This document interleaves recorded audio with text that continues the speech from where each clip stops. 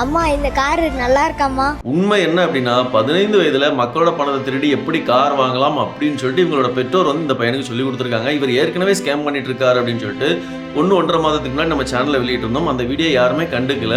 பொதுவா எனக்கு அந்த பையன் எல்லாருக்குமே தெரியும்ல, அந்த தம்பி வந்துட்டு ஒர்க் ஃப்ரம் ஹோம் அப்படின்னு சொல்லி ஸ்டோரி போட்டிருந்தான். ஒர்க் ஃப்ரம் ஹோம் ஜாப்ஸ் எல்லாரும் டிஎம் பண்ணுங்க யாருக்காவது இன்ட்ரெஸ்ட் இருந்தா அப்படின்னு சொல்லி நான் இருந்துட்டு அவனுக்கு டிஎம் பண்ணேன், தம்பி எந்த மாதிரி ஒர்க் அப்படின்னு. அவர் வந்துட்டு வித்தின் செகண்ட் எனக்கு மெசேஜ் பண்ணான்.